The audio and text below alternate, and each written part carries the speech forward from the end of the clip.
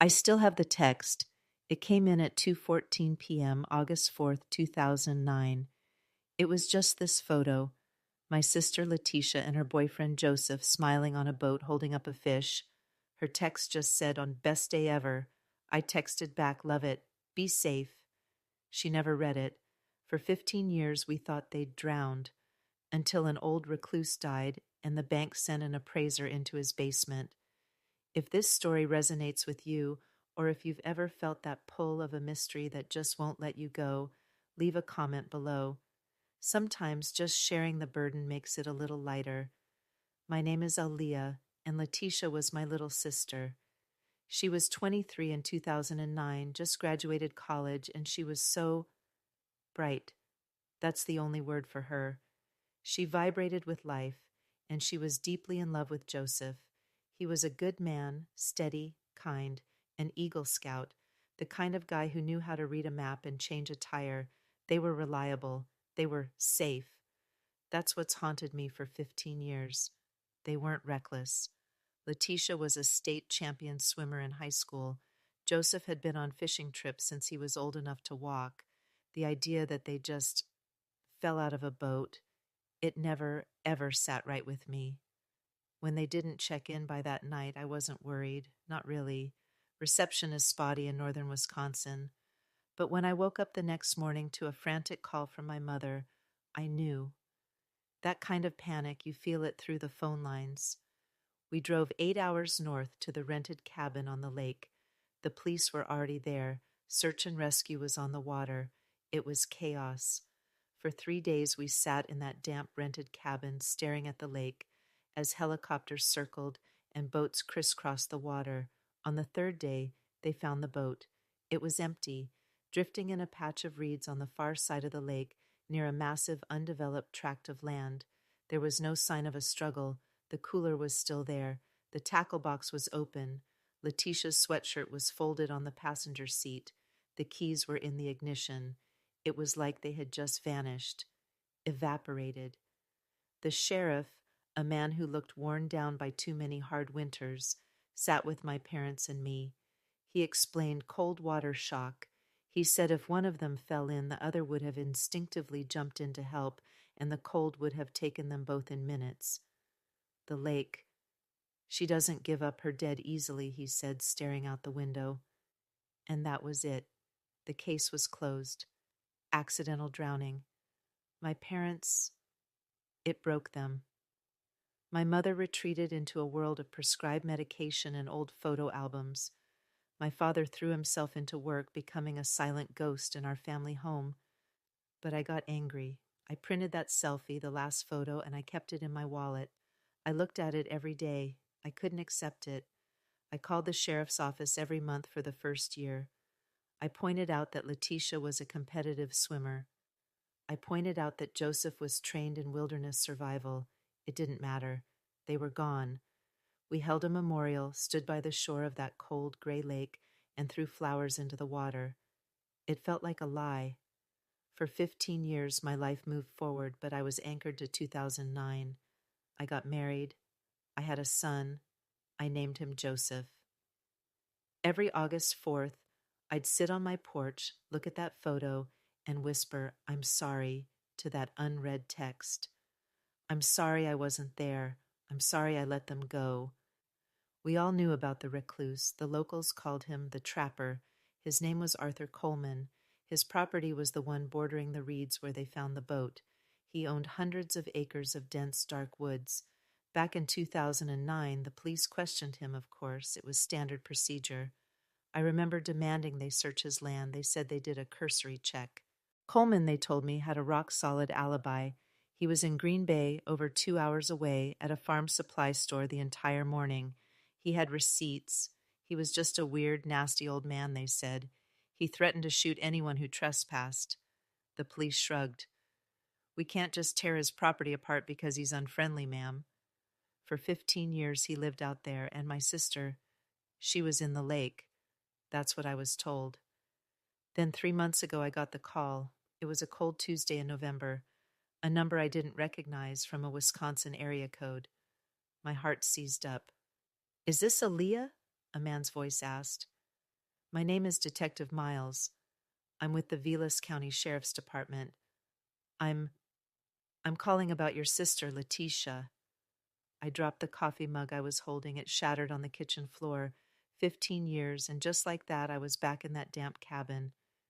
Yes, I whispered. What is it? Arthur Coleman passed away last week, he said. Natural causes. He had no will, no next of kin. The bank seized the property. They sent an appraisal team out to the main cabin yesterday to inventory the estate for auction. He paused. I could hear him take a deep breath. Ma'am, they found something. In the basement. I think you need to come up here. I didn't pack a bag. I just got in the car. I told my husband I didn't know when I'd be back. The entire 9-hour drive, I didn't listen to the radio. I just kept replaying that last text. Best day ever. The sun on her face. Her smile. When I got to the station, Detective Miles met me. He looked to be in his late 30s, which meant he would have been a rookie or not even on the force back in 2009. He had kind, tired eyes. Aaliyah, he said, shaking my hand. I'm so sorry. What I'm about to show you. There's no easy way to do this. He didn't take me to an interview room. He took me to his car. I think it's better if you see the location first so you understand. We drove out of town, down the same long, winding roads I'd driven in a panic 15 years ago. We turned onto a dirt track I'd never been allowed down. No trespassing signs, riddled with buckshot, were nailed to the trees. The cabin was a generous term. It was a shack, a dilapidated, rotting structure sagging under the weight of the pines. The air itself felt sick. The appraiser's name is Brenda, Miles explained as we walked to the door. She was in the main room, just junk, everywhere, hoarder level, but she had the original county plat map, and she noticed the interior foundation measurements didn't match the map. The cabin was supposed to have a 12 by 12-foot basement, a root cellar, but inside there was no door, just a pantry. He led me inside. The smell hit me first. Mildew, decay, and something metallic, like old blood. He pointed to the back of a small pantry. Brenda said she just felt a draft. She pushed on this shelving, and it moved. The shelving unit, caked in dust and cobwebs, was on hinges. Behind it was a solid steel door with a heavy-duty padlock. The bank had to call a locksmith, Miles said. He pulled the door open, and a wave of cold, dead air rolled out. He shined a heavy-duty flashlight down a set of steep concrete steps. Stay here, he said, but I was already moving. No, I have to. I followed him down. At the bottom, he hit a light switch. A single bare bulb, buzzing faintly, illuminated the room. My hand flew to my mouth, and I choked back a scream. It wasn't a root cellar. It was a museum. A concrete room, maybe 12 by 12, just as the map said, but every single inch of wall space from floor to ceiling was covered with traps. Hundreds of them. Rusted, antique animal traps, giant bear traps with jagged teeth, smaller, cruel-looking snares, coyote traps, wolf traps, traps I couldn't even identify. They were mounted like trophies. The chains dangled down, creating a forest of rusted metal. The room was a monument to cruelty. It's horrific, Miles said, his voice low, but that's not why we called you. He pointed to a small wooden shelf built between two of the largest traps. It was the only spot on the wall not covered in steel. On it sat a few small, tarnished items. The appraiser didn't touch this, he said. She ran out of the house and called 911 immediately. We've been processing this for 72 hours. He motioned for me to come back upstairs. I can't let you touch anything. Let's go back to the station. I have the items. We've inventoried them. The drive back was silent. My mind couldn't process the room, the traps, the sheer, obsessive malice of it. Back at the station, Miles led me to a sterile white room. On the table, laid out in sterile plastic evidence bags, were the contents of that shelf. My knees buckled. In the first bag was a man's watch, a Timex Expedition, the one I'd given Joseph for his birthday 2 months before the trip. In the second bag, a small silver necklace with a L charm. My grandmother's. Leticia never took it off. And then, Miles said, his voice thick with professional sadness, we found this. He slid a third bag across the table. It was a small metal lockbox, rusted shut. We had to pry it open, he said. He opened a manila envelope and gently poured the contents out. 2 driver's licenses, Leticia Ann, Joseph Michael, their faces, smiling, youthful, proof of life, proof that they hadn't just drowned. This was a trophy box. This was a killer's collection. He was a monster, I whispered, tears blurring the smiling face of my sister. Yes, ma'am, Miles said. He was. And there's one more thing. He held up a final evidence bag. Inside was a silver Canon PowerShot digital camera. The model was from 2009. It was caked in mildew and rust. It was in the box, too, Miles said. We thought it was a total loss. The memory card was corroded. We sent it to the State Forensics Lab in Madison. They've been working on it nonstop since we found it. This morning they got something. They recovered the last file on the card. He looked at me, his face etched with a pain that went beyond his job. Aaliyah, I need to prepare you. The photo. It's not from the boat. My blood ran cold. What is it? The metadata, he said, reading from a file. The date stamp is August 6, 2009, 2 days after your last text message. 2 days. I couldn't breathe. No, they were gone by then. They drowned. Aaliyah, he said, his voice breaking. They didn't drown. He had them. He had them for at least 2 days. I stared at him, the fluorescence of the office lights buzzing, the room tilting. Show me, I said. My voice was a rasp. Show me the picture. He turned a computer monitor on his desk toward me. It's blurry, he warned. The lab stabilized the image, but it was taken in near total darkness. The flash was on. He clicked the file. The image loaded. It was... No. It was Leticia. It was my sister's face. She was on the floor. On the concrete floor of that basement. The photo was taken from above, looking down at her. She was on her back, her blonde hair matted with dirt. Her eyes were wide with a terror I have never seen, a pure, primal terror. She was looking up at the person holding the camera. Looming into the top of the frame, lit by the harsh flash, was a shadow, the arm and shoulder of a man, Arthur Coleman. He hadn't just taken the camera as a trophy. He had used it. He had stood over my sister in that concrete hell room, and he had taken a picture of her, his final trophy. I don't remember screaming, but I'm told I did. I was on the floor, the image burned into my mind. My sister, alive, terrified. 2 days. He had her for 2 days. When I could finally speak, I asked the only question that mattered. Where is she? Where is my sister? Detective Miles swore to me he would not stop until he found her. The discovery of the camera, the trophy room, turned a 15-year-old cold case into the biggest homicide investigation in the county's history. The first thing they did was re-examine Coleman's rock-solid alibi. The receipt from 2009 was real. He was in Green Bay at 10:30 a.m. on August 4th, but I was the one who spotted it, staring at the faded copy in the old file. What did he buy? I asked. Miles read the item list.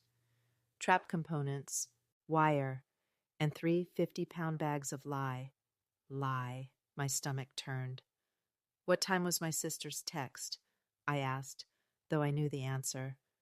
2:14 p.m., Miles said. I did the math. He could have made it back. Green Bay to the lake is 2.5 hours. He had plenty of time. The alibi wasn't an alibi. It was a supply run. The search of Coleman's property began in earnest. Cadaver dogs, forensics teams, ground-penetrating radar. They swarmed the hundreds of acres. For a week they found nothing, just the bones of countless animals. It was a graveyard of poached deer, wolves, and bears. I stayed in a local motel. I couldn't leave. I went to the cabin every day. I stood outside the police tape, staring at the shack, trying to understand. How? How did he get them? That's when Sal, the old marina owner, came forward. He'd retired to Florida but read about the case online. He called Detective Miles. He said he remembered Coleman. He said back in '09 he'd told the original deputies, but they'd dismissed him. Coleman, he said, didn't just have the old truck. He had a boat, a small, fast aluminum utility boat. He never docked it at the marina. He kept it hidden in the reeds, right on his property line, the exact area where Leticia and Joseph's boat had been found. The pieces snapped into place, horrible and sharp. He'd waited. He saw them fishing.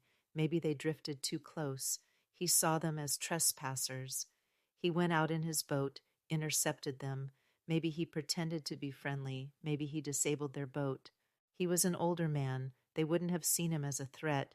Not until it was too late. He'd forced them to his property, and he'd set their boat adrift to create the perfect story. The lake. She takes what's hers.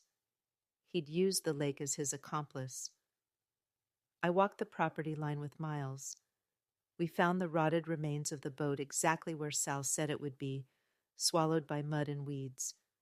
But there were still no bodies. The property was too big. The dogs were losing the scent in the swampy land. I was losing hope. I felt I was going to be trapped in this new phase of not knowing what, but not where. On the 9th day, the GPR team was making a final sweep. They weren't on the mainland. They were on a small, overgrown spit of land, a tiny peninsula that was technically part of Coleman's acreage but was only accessible by water. The operator stopped. He called Miles over. "I've got an anomaly," he said. 6 feet down. The soil density is wrong. They brought in the excavation team. It took hours. I sat on a fallen log, my hands clasped so tightly my knuckles were white. I watched them dig. First just mud. Then a forensic anthropologist climbed into the pit. He worked slowly with a brush. I heard him say, "Wait, I have something." Detective Miles walked over to me. He took his hat off. His kind, tired eyes were wet. "Aaliyah," he said, his voice catching. "We found them." It was all a blur after that. The coroner's van, the respectful, quiet work of the team as they recovered the remains. They found them, together, and with them they found the last corroded pieces of evidence. The L charm, the Timex watch. He had taken the licenses and the camera, but he'd left the rest. He'd buried them, deep on that lonely spit of land, and covered them with lye. We finally had them.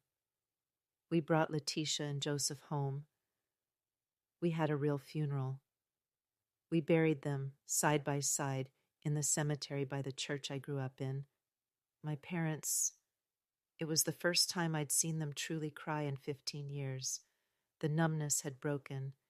It was an agony, but it was a real agony. The gray fog of the unknown was gone, replaced by the sharp black reality of the truth. But my story, it doesn't end there. The police, in their full investigation, opened the lockbox again. They found other items: a wallet from 1993 belonging to a hiker who'd vanished, a class ring from 2001 from a college student who never made it home from a camping trip. Arthur Coleman hadn't just been a trapper. He'd been a spider, sitting in his web for decades, waiting for trespassers. He died of a heart attack alone in that filthy cabin. He never paid for his crimes. He died warm, in his own bed. My sister, her last moments were on a cold, concrete floor, staring into the face of pure evil. The closure. It's not what you think it is. It's not a warm blanket. It's not peace. It's just the end of the question. The what if is gone. What's left is just what was, and what was is a nightmare. That photo of Leticia on the boat smiling, I don't keep it in my wallet anymore. I can't. When I see her smile, all I can see is the terror in her eyes from that last terrible picture. The monster. He took that too. But I have her. She's home. She's not lost in the cold, dark water. She's home. And that has to be enough. It makes me wonder, is it better to live with the unanswered question or to finally get the answer, even if that answer is the worst thing you could ever imagine? Subscribe if you believe every truth, no matter how deeply it's buried, eventually surfaces.